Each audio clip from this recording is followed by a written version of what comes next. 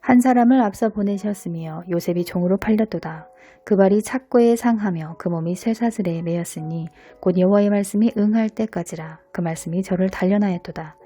요셉이 어릴 때 하나님께서 주신 예언적 꿈을 2번이나 받고 형들 앞에 자랑을 했습니다.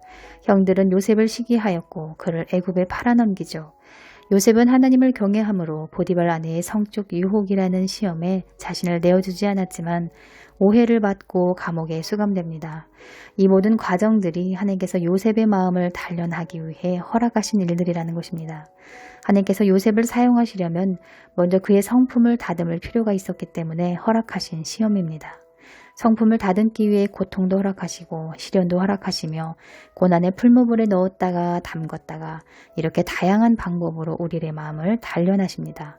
그렇게 다듬어지고 빚어져야만 하나님의 영광을 담아낼 수 있는 그릇으로 만들어지기 때문이죠.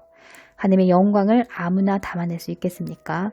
그분의 영광을 보려면 이러한 대가지불들이 있게 됩니다. 하나님이 요셉에게 주신 언약의 말씀들, 즉 꿈이 실상이 되기까지 그 말씀이 요셉을 단련했다고 성경은 말씀합니다. 사울과 같은 경우 성품이 다듬어지지 않아 하나님의 영광에 이르지 못했습니다. 그는 말씀 앞에 불순종하며 자기 뜻대로 산 자였지요. 우리 각자의 삶에도 그런 시험과 연단의 과정들이 있습니다. 오직 순종할 때라야 그분의 영광을 보게 됩니다. 불순종하면 영광을 볼 수 없겠죠. 하나님께서 저를 테스트해 보시기 위해 가끔 블로그에 오시는 성도님들을 도구로 사용하시는 경우가 있습니다. 제 내면을 다루실 때 혹은 얼마나 준비가 되었는지 보시기 위해서 어떤 분들을 도구로 사용하시는데 저를 테스트하는 도구로 쓰임받는 분들을 보면 그 사람의 교만함, 무지함, 어리석음, 그자의 기질, 성품, 태도들을 사용해서 테스트해 보시더라고요. 테스트하셨는데 준비가 되었다면 그대로 통과입니다. 만약 준비가 덜 된 상태이면 아직 부족하다는 뜻이기 때문에 다음에 또 불시 테스트가 있게 됩니다. 다음 다듬어질 때까지 테스트 하시거든요. 마음의 요동이나 흔들림이 없을 때까지 테스트 하십니다. 자신이 탈락한 것 같으면 회개하면서 기도하시면 됩니다. 그러면 채워주심의 은혜가 있게 됩니다. 성령님으로 체험받을 때는 비워야 채워질 수 있겠지요. 그래서 회개하는 것입니다. 선한 도구, 악한 도구. 이것도 관점에 따라 다르게 해석할 수 있더라고요. 내 입장에서 생각할 때 나쁘게 해석하면 악한 도구인데 또 좋게 해석하면 나를 다듬기 위한 것이니 선한 도구가 될 수도 있겠어요.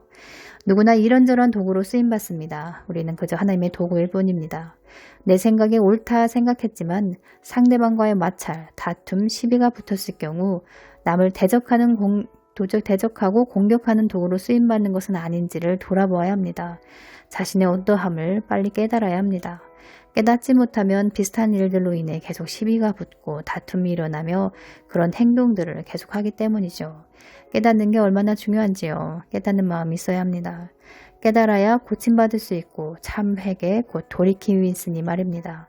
초등학생도 알아들을 수 있는 쉬운 언어로 말씀을 나누고 있는데요.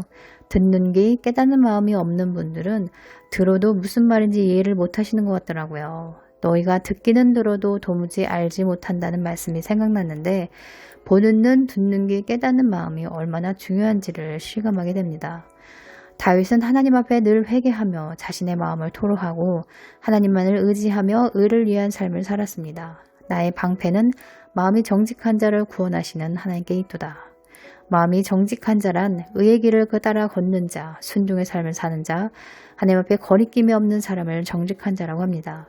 그런 자의 방패가 되어주시는 하나님이라는 것이죠. 하나님 앞에 거리낌이 없으려면 숨김없이 나의 모든 것을 드려야 합니다. 내 마음 안에 숨은 죄악들까지도 드려야 합니다. 그래야 그분 앞에 거리낌이 없겠죠. 그런 자가 정직한 자입니다. 말씀대로 사는 자가 정직한 자입니다.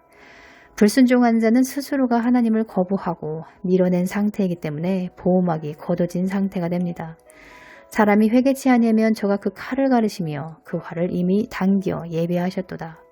좋은 일이든 안 좋은 일이든 항상 하나님 앞에 나의 생각과 감정과 태도들을 아뢰시길 축원합니다. 상대방과의 다툼이나 시비가 언짢은 일이 있을 때는 항상 그분 앞에 마음을 토설하시고 회개하시길 축원합니다. 그래야 마음 안에 죄가 쌓이지 않습니다. 죄가 쌓일수록 마음이 단단해지고 강팍해지기 때문에 스스로 마음을 지키는 것이 중요합니다. 하나님께서 말씀하시길 마음이 오염되지 않으려면 죄를 가볍게 여기지 말라고 말씀하셨습니다. 생각을 철저히 차단하는 훈련을 하시길 축원합니다. 악한 생각이 들어오려고 하면 그 즉시 No thank you 혹은 예수 이름 거절이라고 말하면 됩니다. 그러면 악한 영이 들어올 수 없죠.